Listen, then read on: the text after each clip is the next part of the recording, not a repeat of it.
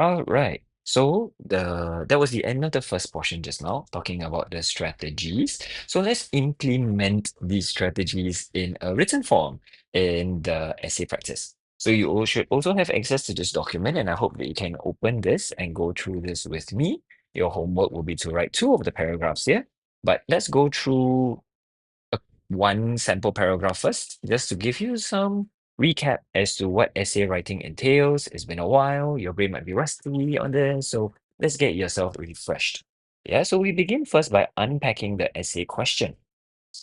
Right, to begin with, let's take a look at this question. Read first, supply strategies are better than demand strategies in managing traffic congestion issues in urban areas.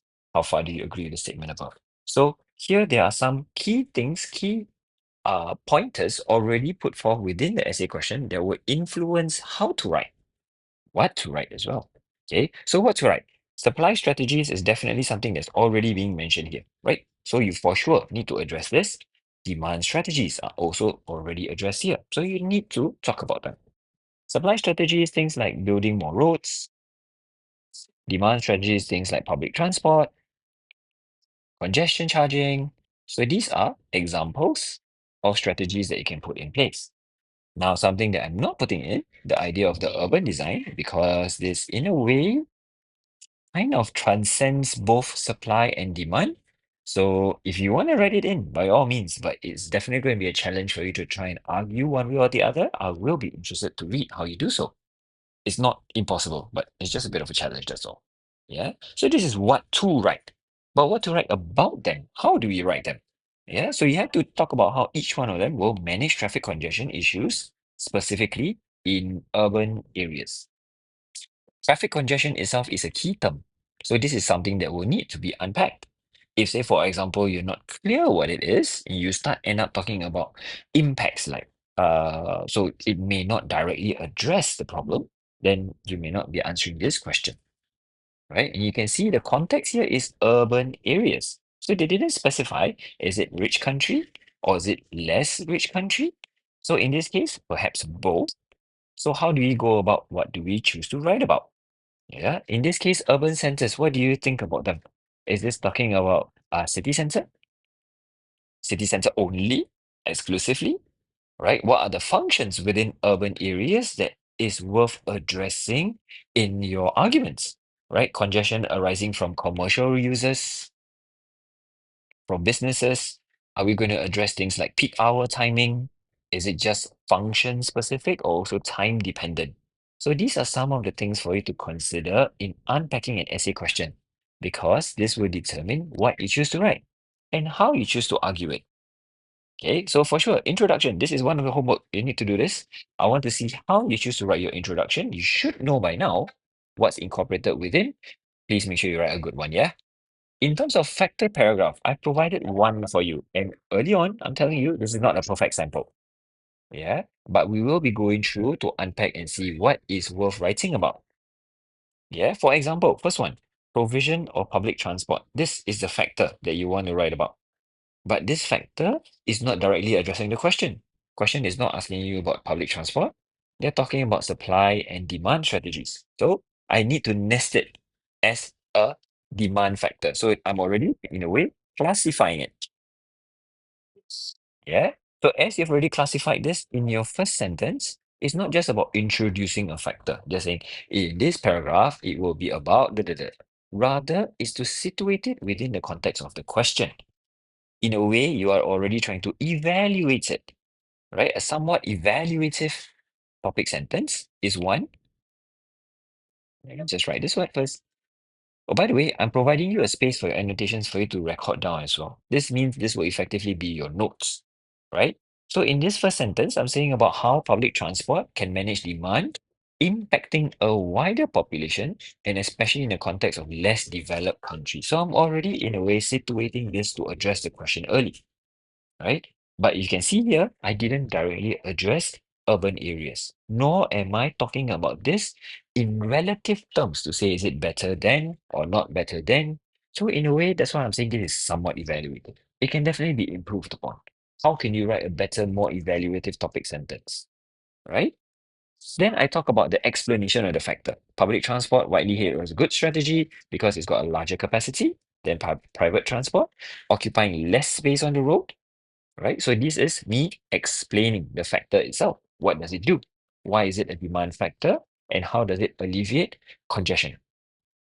But then there is also the limitation, right? Because nevertheless, a public transport will still compete for road space with the cars, right? So then I go into my examples to try and highlight whether is it a suitable solution or otherwise. In Bogota, we already watched this video just now, right? The Bogota Transmilenio company does a bus rapid transit. Now, how do I make this a bit better?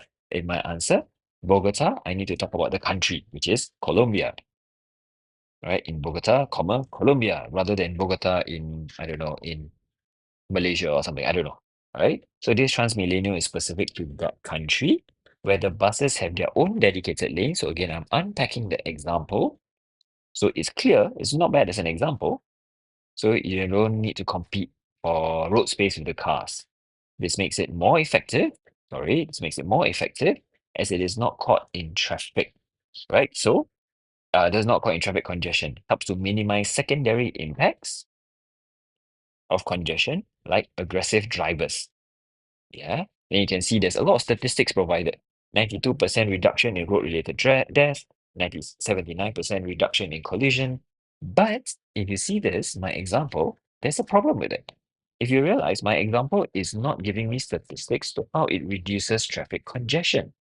Rather, it's talking about statistics of how it reduces secondary impacts of congestion. So, the statistics relevant to the question. If otherwise, means I can give you a whole lot of like the history of transmillennial, right? There's a lot of information there.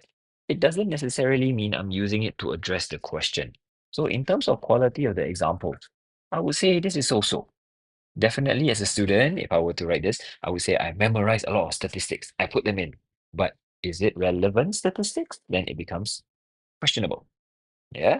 I'll add on a bit further though. Let's read further. This is helpful as public transport is typically intended for lower and middle income population, make the majority of the population, so it becomes more affordable, hence impact would be wider.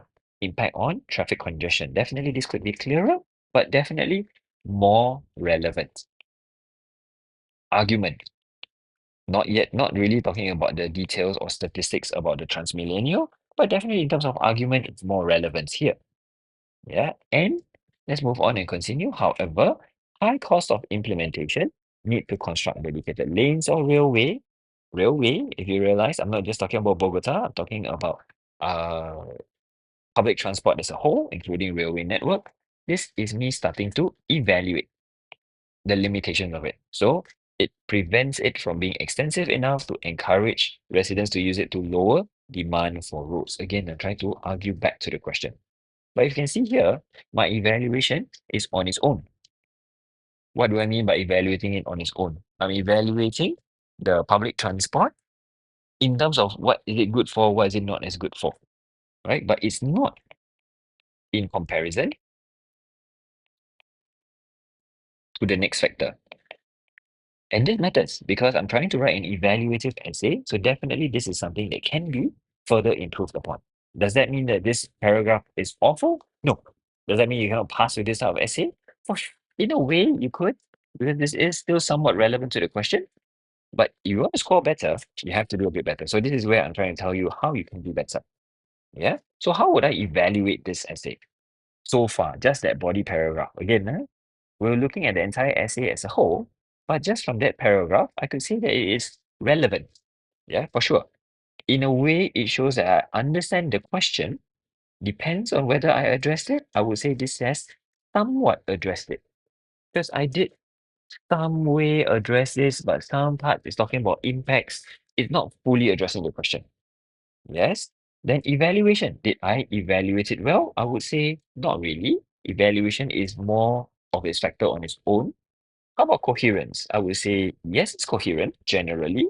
There is some effective use of geographical term. I know about wider, limiting its effectiveness. So we're talking about scale, right? but there are also some gaps in arguments or logic.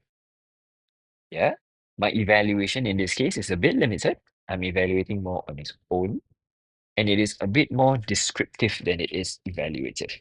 In terms of examples, did I provide relevant details?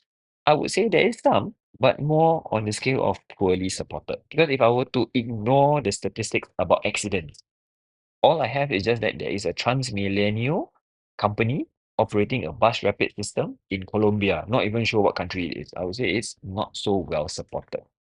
So just in the body paragraph, you can see that there are certain things that is being looked out for, right? If you were to do three of exactly the same paragraph, you end up with perhaps somewhere between level 2 to level 3. Nothing here that's level 4 capable of achieving level 4. Definitely not a level 1 essay, right? It is still relevant. Yeah, I am focused on the question. Yeah, so take a look at the rubrics because this does help shape how you should write your essay. So your homework for this long weekend, besides just watching the video, is for you to write your introduction paragraph and strategy 2. You choose what strategy you want to write about. Yeah, write one strategy. Then after that, we'll bring this to class. We'll have a discussion. Perhaps I'm going to ask your friends to mark your essay for you. Then after that, we'll do time practice to write your strategy 3 and conclusion in class. Yeah, so I hope you're clear of what's going to happen for your homework and for the upcoming lesson as well. We'll build up gradually your essay skill so that by the time you are getting closer to your WA, you'll be more ready for this. Yeah? Okay. So that's all for this short addendum to the video. Hope this helps. Please finish your homework on time. Please don't make me have to chase you for your assignments. Thank you.